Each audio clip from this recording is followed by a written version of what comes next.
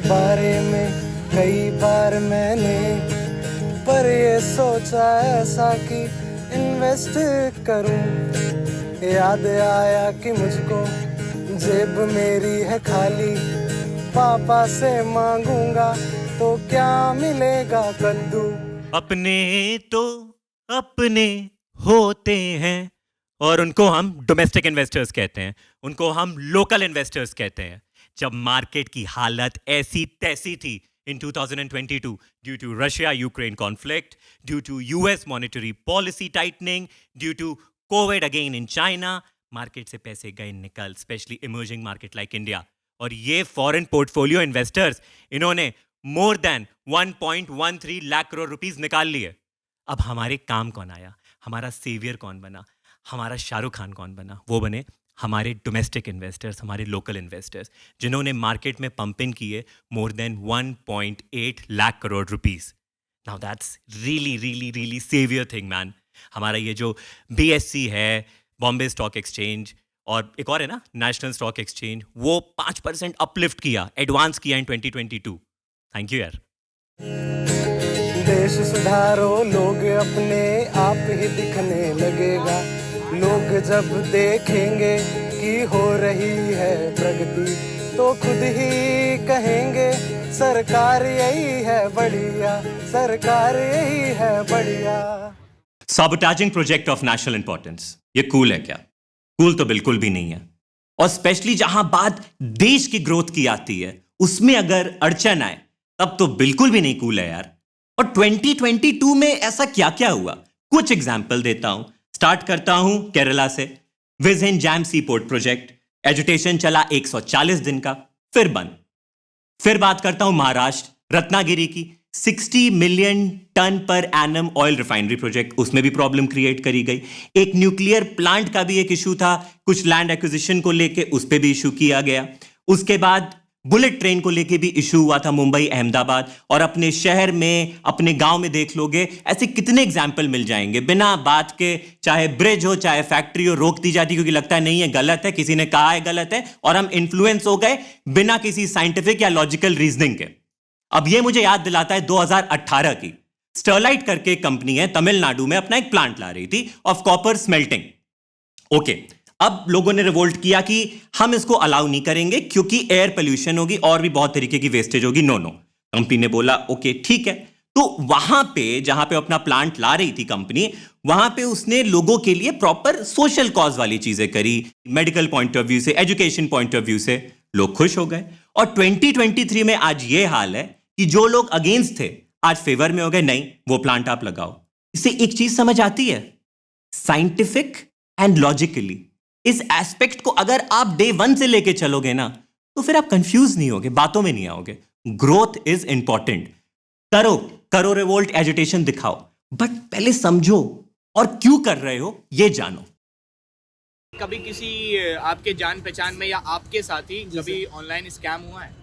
मेरे साथ हुआ है, मेरे घर वालों के साथ कई बार हुआ है। ये OLX पे ज्यादा होते हैं। OLX पे ज्यादा? जी सर, मैं एडवांस भेज रहा हूँ, हाँ। 1 रुपया आप पे रिसीव हुआ, यस सर। अब वो जो रिक्वेस्ट का ऑप्शन करता है आदमी उस पर पे कर देता है। ये स्कैम ज्यादा हुआ है। हाँ हुआ है, एक बार हुआ है? बैंक से रिलेटेड हुआ है। कितने रुपए तक का? उनका हुआ था एक बार 25,000 का हुआ। फिर जब मैंने न्यूज़ सुनी 5-6 लोगों की फ्रॉड हुए, मेरी हालत हो गई खराब। Yes, since last 7 years, जो साइबर स्कैम हुए हैं, that is of more than 100 crore rupees happening every day since 2021 till 2022. ये जो रिपोर्टेड केस सामने आए हैं, that is more than 9,103 cases. Now that's a lot. In fact, previous years से 23% higher. ये होते क्यों हैं? ये होते हैं जैसे कि आपकी डिजिटल पेमेंट्स होती है, उसमें घपला हो जाता है। अब इसको कैसे कंट्रोल किया जाए?